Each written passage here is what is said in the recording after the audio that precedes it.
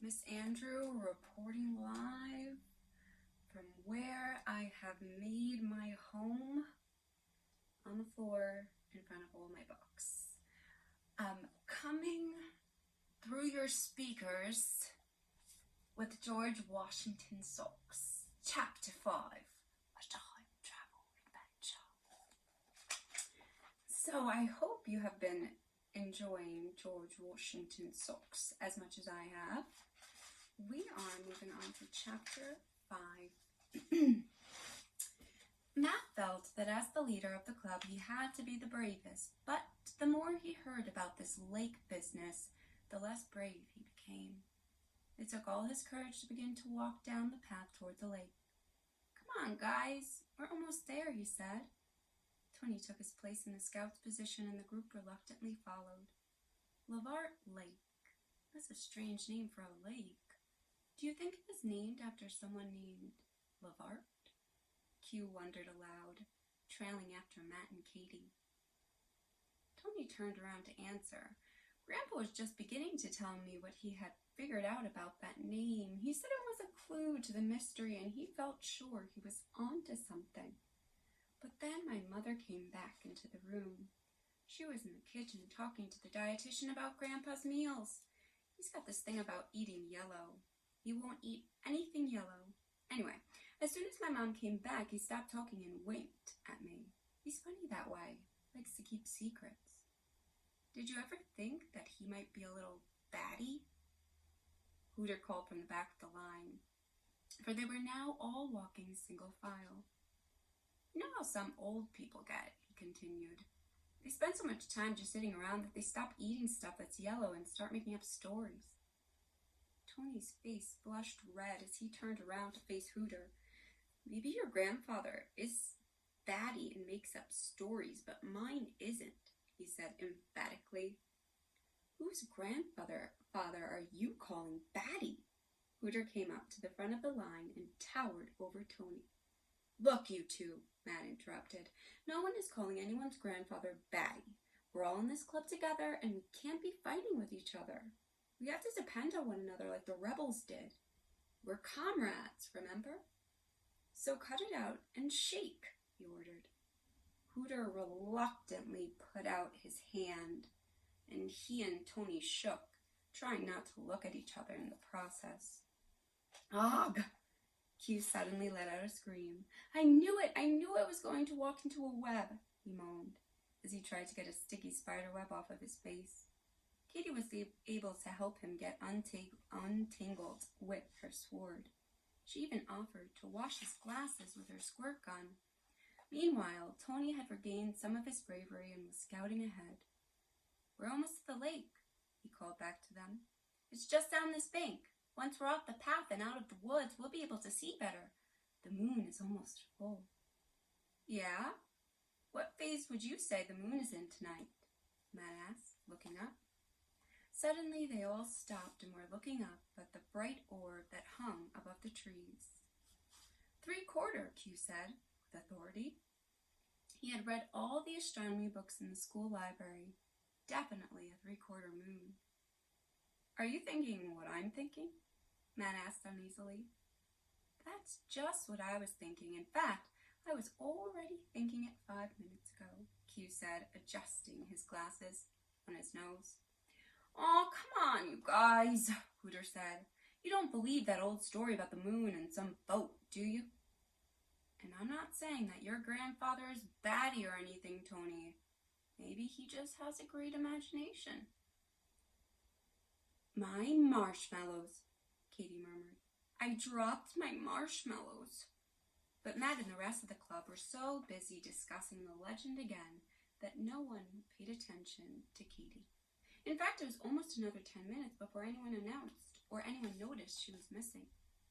When he finally realized that Katie was no longer beside him, Matt began calling her name and shining his flashlights into the shadows. I should never have let you go. I should never have let go of her hand, he sighed. Katie, can you hear me, Katie? It's all my fault. Q shook his head as he pointed his flashlight up and down the path. She put down the bag of marshmallows to help me when I got caught in that spider web. No, Matt insisted. It's my fault. I'm the president of the club. I should never have let her come. If anything happens to her, But he never finished his sentence, for there was suddenly a loud splash, followed by the sound of rippling water. Matt immediately turned toward the direction of the splash, and everyone followed him down the path, running as fast as they could. Once out of the woods, they found themselves standing on a small incline just above the shore.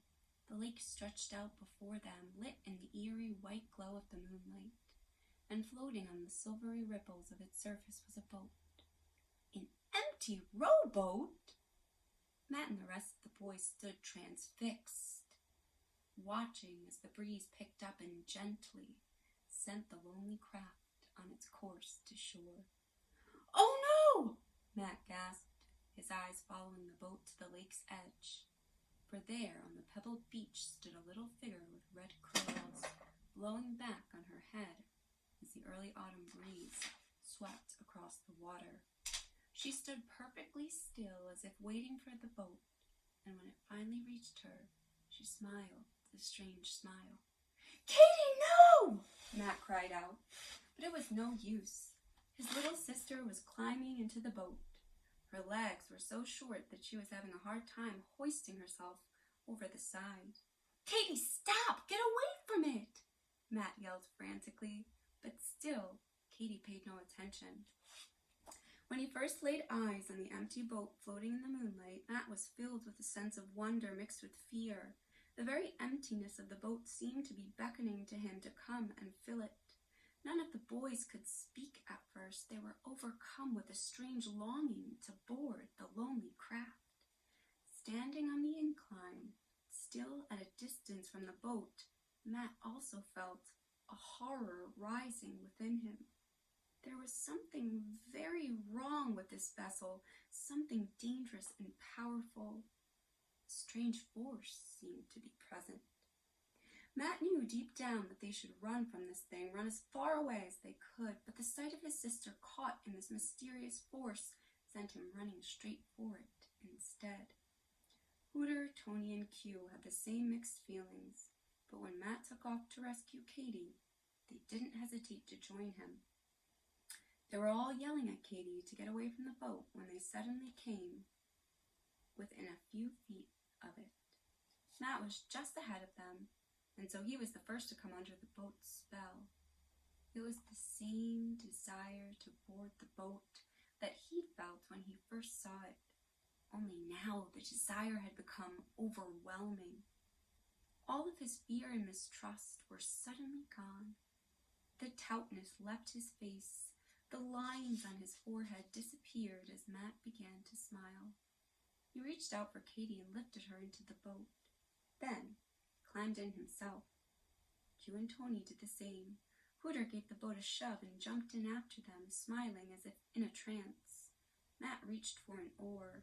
Q reached for the other one, and they began rowing toward the center of the lake, the smiles never leaving their faces. When a large cloud drifted across the moon, the old rowboat and its smiling crew were suddenly engulfed in a thick, velvety darkness.